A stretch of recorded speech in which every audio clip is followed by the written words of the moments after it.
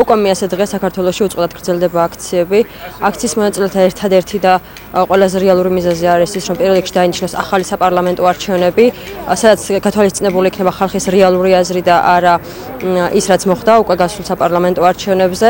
და მეორე მთავარი მიზანი ჩვენი არის ის, რომ პოლიტპატიმრები, რომლებიც თავისუფლებისთვის, დამოუკიდებლობისთვის ბრძოლის გამო დღეს გისოსებს მიღმა არიან აღმოჩენილი, იყვნენ თავისუფლები. ამასი დღის მანძილზე გადავიტანეთ თითქმის ყველანაირი ბრალდება, რაც შეიძლება ადამიანს დააბრალონ, ქვეყნის გამყიდველებიც გვეძახეს, უპრინციპოებიც გვეძახეს, ყველაფერი გვაკადრეს, მაგრამ რეალურად ჩვენ 100 დღის წინ სადაც ვიდექით, 2 წლის წინ სადაც ვიდექით რუსული კანონის შემოღების პირველ ეტაპებზე, ასე რომ ვთქვა, და დღეს სადაც ვდგევართ, იგივე მოსაზრებას ვემხრობით, რაზეც ამ პერიოდის მანძილზე და ჩვენ ვხედავთ ამ დროს მეორე მხარეს ადამიანებს, რომლებმაც არ მოიკლეს გაცვლითი პროგრამები, არ მოიკლეს ევროკავშირის ქვეყნებში სიარული, არ მოიკლეს სხვადასხვა ორგანიზაციებიდან ბენეფიტები, მაგრამ დღეს ზუსტად ამ ორგანიზაციებს და ამ ქვეყნებს უპირისპირდებიან, რომელთაც მათ მისცა განათლება, შესაძლებლობები და განვითარების რესურსი. უკვე 100 დღე არის უწყლოდი პროტესტისა, რაც ქართველი ხალხი გარეთ ქუჩაში დგას. მინდა იმედი ვიქონიო, რომ აუცილებლად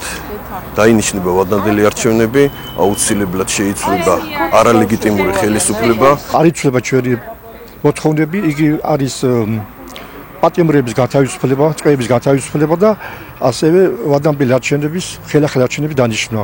ეს არის ჩვენი მოთხოვნა და ეს მოთხოვნა არ შეიცვლება. ჩვენ ვიდგებით მანამდე, სანამ ეს ჩვენი მოთხოვნა არ იქნება შესრულებული. ნაბიჯი არ გადაუდგამს ეგრეთ წოდებულ ხელისუფლებას, რომ საზოგადოებრივი პროტესტი დამცხრალიყო, მაინც ყველა პოლიტიკური პატიმარი ისევ ტყვეობაში იმყოფება, არც ერთი პოლიციელი, რომელმაც ფაქტიურად იძალა და ფიზიკური შეურაცხყოფა მიაყენა, ასე ვთქვათ, წამება განახორციელა და ყაჩაღობა მათ შორის ქონება წაართვეს ადამიანებს, არც ერთი მათგანი არ არის გამოვლენილი და დაჟილი და რა თქმა უნდა, ახალი არჩევნებიც არ არის ჩანიშნული შესაბამისად. სამწუხაროდ გრძელდება პროტესტი და გაგრძელდება, სანამ შედეგებს არ მივიღებთ. ბრძოლას ყოველთვის აქვს აზრი, თუ კი არ ვიბრძოლებთ, რა თქმა უნდა, ვერაფერს ვერ მივიღებთ, ბრძოლით შანსი მაინც აქვს, რომ რაღაცა მივიღოთ და გამოვასწოროთ ამ ქვეყანაში. დგომას რაც შეეხება, აქციაზე არავინ არავისთან არ დგას, ყველა დგას თავისი თავისთვის. ეს არის მნიშვნელოვანი, თითოეულმა მოქალაქემ უნდა გააცნობიეროს, რომ ხვალ მათთანაც მივა უსამართლობა.